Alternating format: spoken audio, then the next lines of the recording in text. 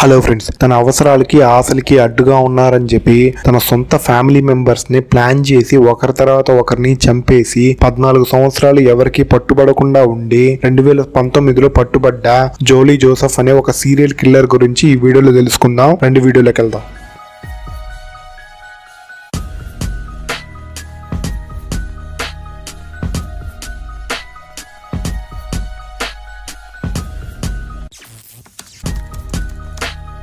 కేరళలోని కట్టప్పన అనే ఒక ఊర్లో 1972లో జోలీ జోసెఫ్ ఒక మిడిల్ క్లాస్ ఫ్యామిలీలో జన్మిస్తుంది. వీళ్ళ నాన్న ఒక ఫార్మర్, అమ్మ హౌస్ వైఫ్. ఈమెకి 2 అన్నలు 2 అక్కలు, ఒక తమ్ముడు ఉండేవాడు. ఈమె ఫ్యామిలీ ఒక మిడిల్ క్లాస్ చెందిన అయినప్పటికీ ఈమెకు ఒక ఆడంబరమైన జీవితాన్ని గడపాలని ఎప్పుడు ఉండేది. కానీ పుట్టినింట్లోనే ఇలా కష్టాలు అనుభవిస్తున్నాము, అత్తారిల్లు బాగా రిచ్గా ఉండాలి, డబ్బున్న ఇంట్లోనే పెళ్లి చేసుకోవాలని చెప్పి ఎంతో ఆశపడేది. వీళ్ళుంటున్న ఊరు నుంచి సుమారు ఒక 290 కిలోమీటర్ల దూరంలో కోళికోడుకు దగ్గర కోడతాయ్ అనే ఒక గ్రామంలో వీళ్ళకి దూరపు చుట్టమైన పొన్నమట్టం ఫ్యామిలీ నివాసం ఉండేవాళ్ళు. పొన్నమట్టం ఫ్యామిలీ విషయానికి వస్తే వీళ్ళ కుటుంబ పెద్ద థామస్ ఎడ్యుకేషన్ డిపార్ట్మెంట్లో పనిచేస్తున్నాడు. వాళ్ళ వైఫ్ అన్నమ్మ థామస్, ఈమె ఒక స్కూల్ టీచరు, లోకల్లో పిల్లలకి చదువుతూ ఉండేది. వీళ్ళకి 3 పిల్లలు. ఫస్ట్ అబ్బాయి రాయ్ థామస్, రెండోవాడు రోజో థామస్, మూడో అమ్మాయి రెంజీ థామస్. పొన్నమట్టం ఫ్యామిలీ వాళ్ళు చదువుని బాగా ప్రోత్సహించే వాళ్ళు. వాళ్ళ 3 పిల్లల్ని బాగా చదివించారు. వాళ్ళ ఫ్యామిలీలోకి వచ్చే కోడలు గాని అల్లుడు గాని బాగా చదువుకొని ఉండాలి అని చెప్పి ఆశపడేవాళ్ళు. ఈ 2 కుటుంబాలకి కామన్ గా ఉండే ఒక రిలేటివ్ యొక్క హౌస్ వార్మింగ్ ఫంక్షన్ పెట్టినప్పుడు మొట్టమొదటిసారిగా జోలీ జోసెఫ్ పొన్నమట్టం ఫ్యామిలీని కలుస్తుంది. ఆ ఫంక్షన్ లో ఈ పొన్నమట్టం ఫ్యామిలీకి దొరికిన మర్యాదను చూసి వాళ్ళ గురించి ఎంక్వైరీ చేయడం స్టార్ట్ చేస్తుంది. వాళ్ళ ఫ్యామిలీ బ్యాక్గ్రౌండ్ తెలుసుకున్న తర్వాత ఎలాగైనా ఈ కుటుంబంలోకి కోడలుగా వెళ్ళిపోతే తను అనుకున్నట్టు ఆడంబరమైన జీవితాన్ని బతకొచ్చు అని తను చూస్ చేసుకున్న వ్యక్తి రాయ్ థామస్. ఇలా రాయ్ థామస్ తో పరిచయం పెంచుకొని తన్ని ప్రేమించడం స్టార్ట్ చేస్తుంది. రాయ్ థామస్ మరియు జోలీ జోసెఫ్ యొక్క ప్రేమ వ్యవహారం అన్నమ్మ థామస్ కు తెలిసి దాని గురించి అడిగినప్పుడు Jolly Joseph MSc post graduate complete చేశానని చెప్పి వాళ్ళ ఫ్యామిలీకి దగ్గర అవుతుంది.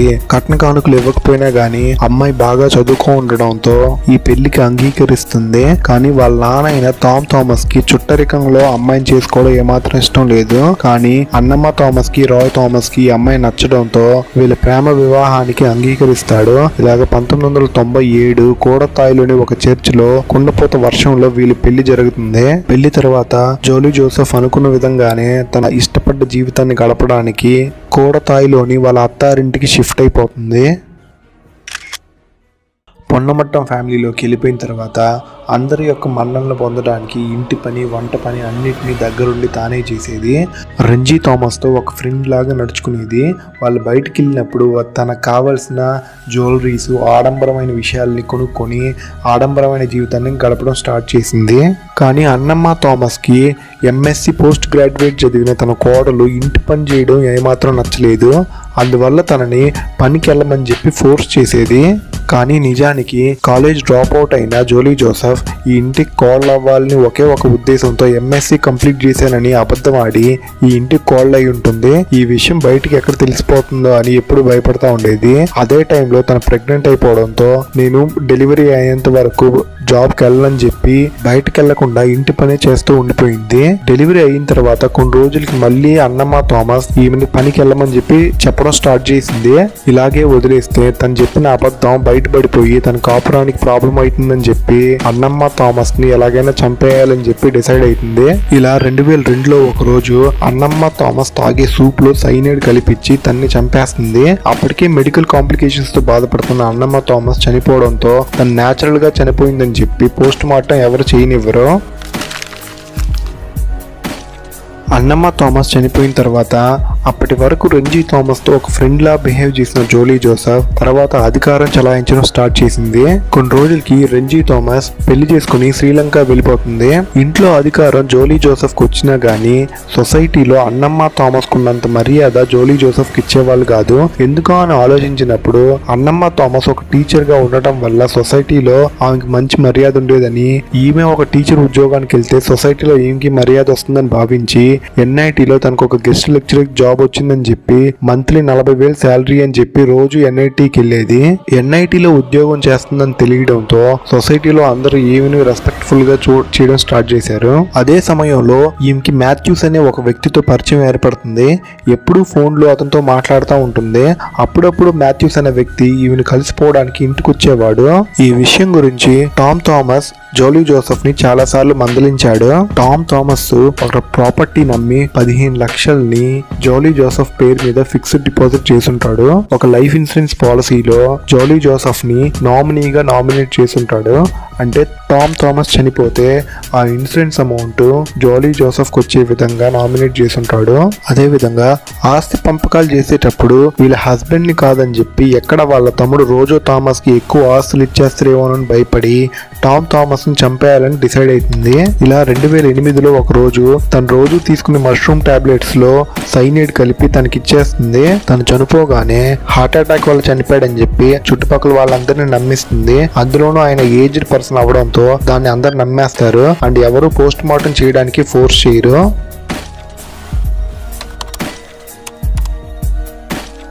ఇలా కొన్ని రోజులకి రాయ్ థామస్ చేసే బిజినెస్ లాస్ అయిపోవడంతో తను 2011లో ఇంటికి వచ్చేస్తాడు.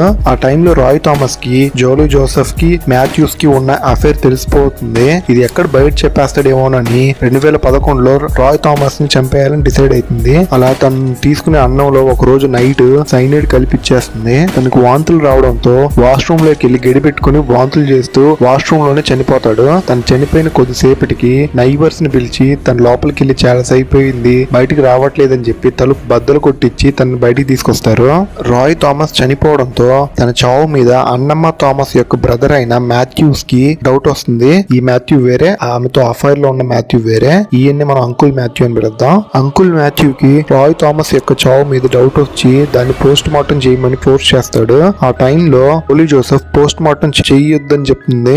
కానీ అంకుల్ మాథ్యూ పోస్ట్ మార్టం చేయిస్తాడు. పోస్ట్ మార్టం రిపోర్ట్ లో తన సైనైడ్ తీసుకోవడం వల్ల చనిపోయాడని వస్తుంది. కానీ జోలీ జోసెఫ్ తను బిజినెస్ లాస్ అయిపోవడంతో అప్పులు పెరిగిపోవడంతో తను సూసైడ్ చేసుకున్నాడు అని పోలీస్ ఎంక్వైరీలో చెప్తుంది. నిజానికి ఆ రోజు రాయ్ థామస్ ని బయటికి తీసేటప్పుడు ఆ వాష్రూమ్ యొక్క డోరు లోపల సైడ్ నుంచి లాక్ చేయబడడంతో తను సూసైడ్ చేసుకో ఉండొచ్చు అని పోలీసులు ఈ కేసుని క్లోజ్ చేసేస్తారు.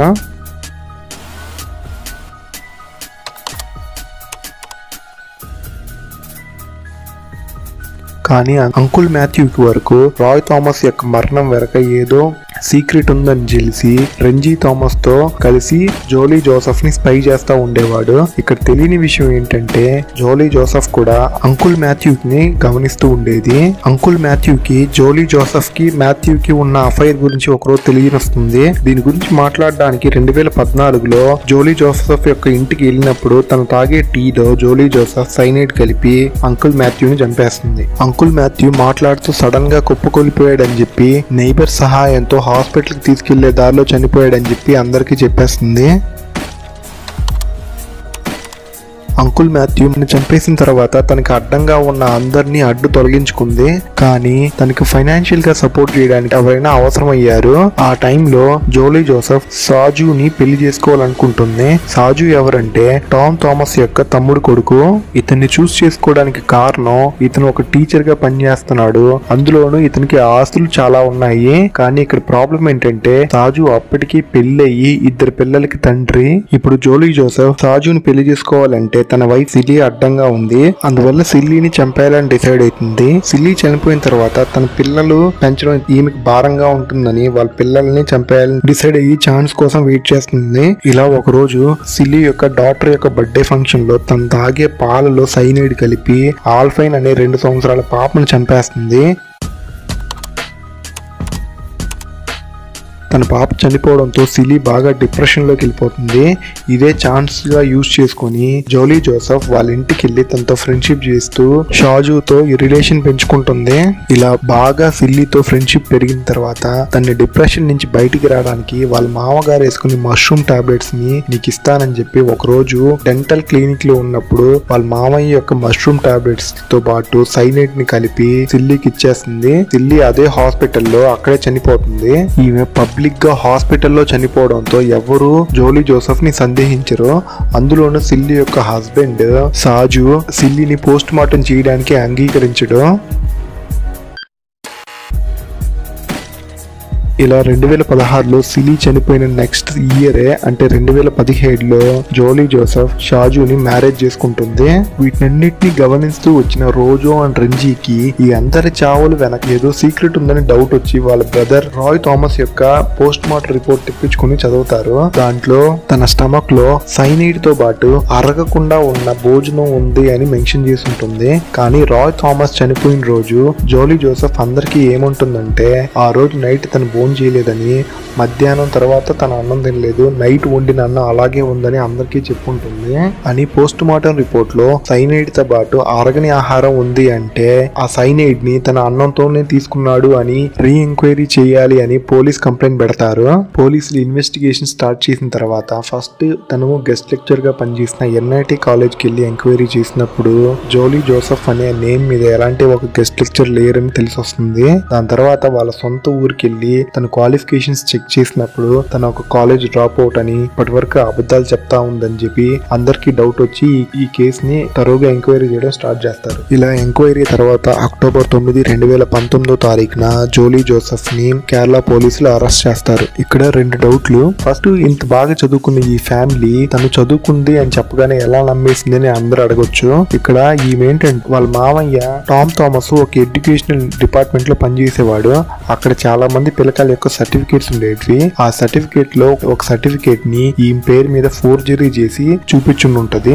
రెండోది, ఇక్కడ అందరినీ సైనైడ్ పెట్టి చంపేసి ఉంటది. కానీ సైనైడ్ అందరికి దొరకదు, లైసెన్స్ ఉన్న వాళ్ళకి వరకే దొరుకుతుంది. మోస్ట్లీ ఈ సైనైడ్ ని బంగారాన్ని షైన్ చేయడానికి యూజ్ చేసే వాళ్ళు. ఈమెకి ఈ సైనైడ్ తను ఒక మాథ్యూ అనే ఒక అతనితో అఫైర్ పెట్టుకుంది కదా, అతని దగ్గర నుంచి వచ్చి ఉంటది. ఈ మాథ్యూ అనే అతను ఒక బంగారం చేసే దగ్గర ఒక సేల్స్ మెన్ గా పనిచేస్తుంటాడు. అతని ద్వారా ఈమె ఈజీగా ఆ సైనైడ్ తెప్పించుకొని వీళ్ళని చంపడానికి యూజ్ చేసేది.